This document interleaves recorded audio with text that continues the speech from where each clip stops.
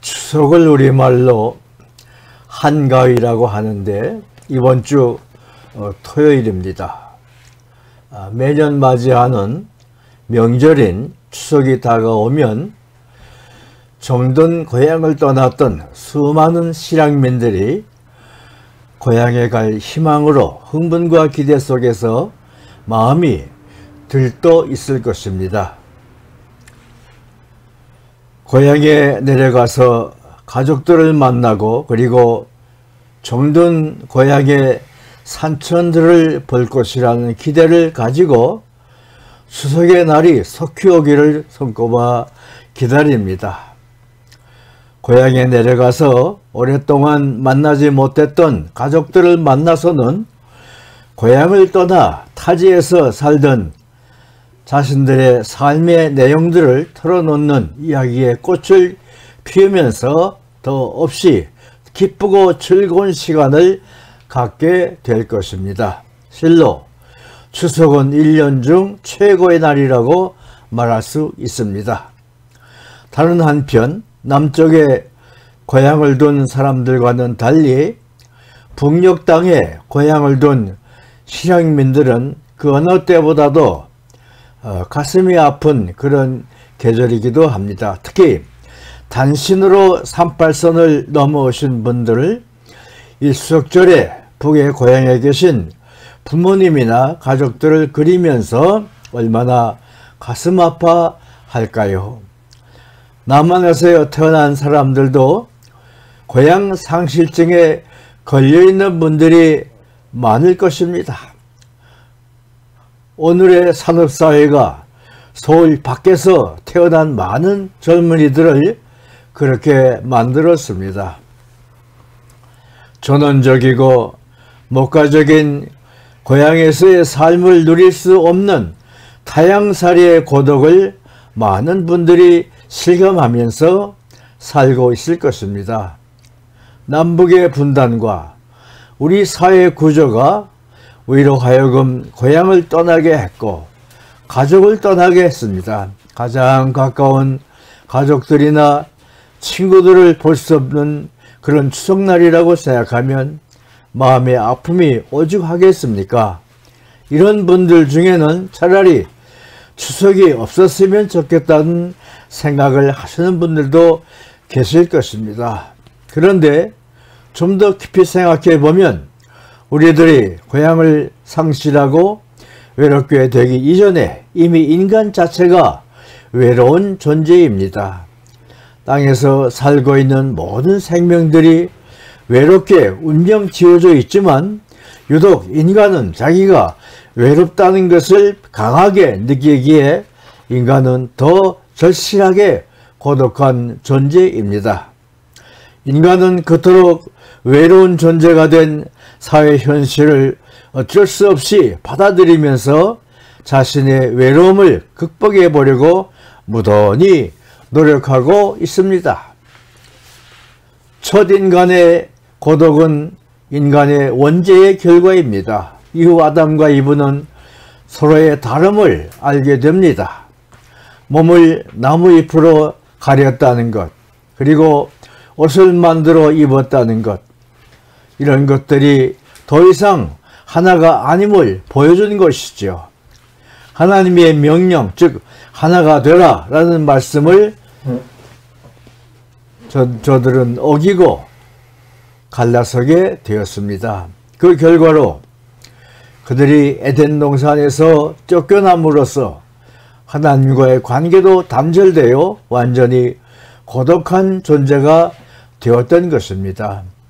인간과 하나님과의 관계도 깨어지고 사람과 사람 간의 관계도 박살이 났습니다. 시편 25편에서 다윗은 이런 고독한 인간의 정황을 이렇게 표현하고 있습니다. 주여, 나는 외롭고 괴롭사오니 내게 돌이키사 나를 긍휼히 여기소서. 비록 우리들이 가족에 쌓이고 동료에 쌓이고 교우들 속에 쌓여서 외롭지 않게 살고 있는 것 같지만 이른바 군중 속에서의 외로움을 느끼고 있습니다. 어떤 분들은 내적인 외로움을 외적인 외로움과 일치시키기 위하여 군중을 떠나 조용한 곳으로 피해가서 고독을 즐깁니다. 이런 사람은 오히려 정직하고 강한 사람들입니다. 내적으로는 외롭기에 군중 속에 어울리면서 떠들어대는 사람은 어쩌면 더 약하고 고독한 인간 존재의 허상을 드러내고 있는지도 모르겠습니다. 미치게 외로워서 디스코텍을 찾고 저리도록 고독하여 사람들과 희희낙낙하는 사람이 있다면 그 사람은 자기의 고독을 위장해 버리는 것임이 틀림없습니다. 이런 군중 속에서 고독은 진정한 사랑의 관계가 고갈되어 있음을 말해 줍니다. 한 아파트에서 같은 지붕을 하고 같은 층층대를 오르내리면서 살고는 있지만 전혀 주고받는 관계가 없을 때 그들의 마음의 고독은 더 심할 것입니다. 도시 속에서의 고독이 바로 그런 것입니다. 고향이 그리운 것은 거기에 우정이 있었고 사랑이 있었고 참된 인간관계가 있었기 때문이지요. 어렸을 때 놀던 그 산기슭, 그 오두막살이 집 거기에 따뜻한 엄마의 사랑이 있었고 형제와 자매들의 동무들의 우정이 있었습니다. 가을 단풍 속에서 넘어가는 햇빛을 받으면서 동무들과 어우러져서 신나게 놀던 동산이 고향에 있습니다. 항상 잊을 수 없는 고향. 그래서 1년 중 한 번이라도 달려가지 않으면 견딜 수가 없는 고향입니다. 성경에서 읽으셨겠지만 야곱은 타향살이 중에 숨을 거두면서 자기 아들에게 자기의 시신을 고향 땅에 묻어달라고 유언하였습니다. 야곱은 고향을 많이 그리워하다가 다시는 보지 못하고 세상을 떠났습니다. 오늘의 신약의 본문에서는 고향을 떠나간 둘째 아들의 이야기가 있습니다. 그는 아버지에게 자기 몫의 유산을 받아가지고 고향을 떠났습니다. 어느 정도 장성했을 때 스스로 독립하여 살려는 마음이 생겨서 고향을 떠난 것이지요. 자기의 힘으로 자기의 가정을 이룩하고 또한 자신의 기업을 일으켜보려는 강한 의지를 가지고 고향과 아버지의 품을 떠났을 것입니다. 기업을 일으켜서 돈을 많이 벌고 또 아름다운 여인을 만나서 결혼을 하리라는 큰 포부를 가지고 고향을 떠났을 것입니다. 그러나 그의 타지에서의 삶은 처음부터 난관에 봉착했습니다. 그것은 곧 고독이란 난관이었습니다. 타향에 오니 누구 하나 그를 관심하고 돌아봐주는 사람이 없었습니다. 결국엔 고독이 그를 엄습해 왔습니다. 그는 마음의 허허로움을 달래기 위하여 술집을 드나들기 시작했습니다. 그러나 그때뿐 외로움은 더욱 무섭게 그를 괴롭혔습니다. 술에 취해서 고독을 잠시 잊었지만 다시 깨어날 때의 허전함과 고독은 그를 더욱 외롭게 만들었습니다. 너무나 외롭다 보니 술에 취하여 기생과 어울리게 됩니다. 주색이란 말이 있죠. 술과 색은 직결되고 있습니다. 고향을 떠나 외로워진 이 둘째 아들은 고독을 극복해 보려고 하다가 주색에 빠졌습니다. 고독은 더욱 무섭게 그의 목을 조였습니다. 일시적인 향락의 순간이 지나간 후에 더 무서운 허전함이 그를 엄습했던 것입니다. 그는 주색에 빠져서 모든 재산을 다 날렸습니다.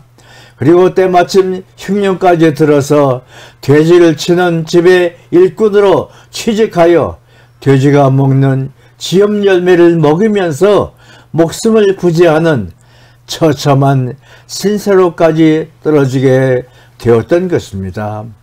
그는 다시금 고향에 대한 그리움을 떠올리기 시작합니다. 그의 마음은 아버지와 어머니의 사랑이 있는 고향으로 향합니다. 그러나 아버지에게 다시 돌아갈 생각을 하니 염치가 없습니다. 자기 몫의 재산을 몽땅 허비하였으니 이제 무슨 염치로 아버지의 얼굴을 다시 뵐 수 있겠습니까?